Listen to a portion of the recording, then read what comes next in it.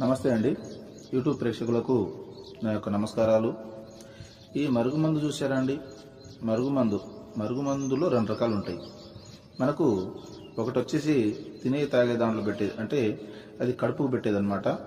అది మనం అన్నంలో, కూరలో, చికెన్లో, మటన్లో, జ్యూస్లో, స్వీట్లో, కూల్ డ్రింక్లో అది పెట్టచ్చు. అంటే తినే తాగే దాంట్లో పెట్టాలి. అది కడుపుకు పెట్టేది వస్తుంది.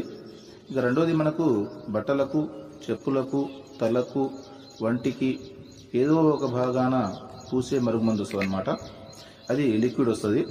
అది పవర్ఫుల్ లిక్విడ్ అనమాట. అది కొద్దిగా అంటించినా ఇక మనం చెప్పినట్టే వింటారు, మన చెప్పు చేతులు ఉంటారు. అంటే వాళ్ళకు మనం చెప్పింది ఏదమవుతుంది అనమాట.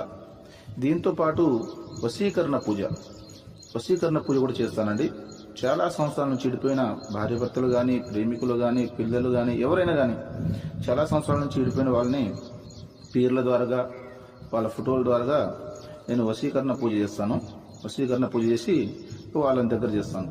నాకు చాలామంది చెప్పారు, గురుగారు వాళ్ళ కాడ వీళ్ళ కాడ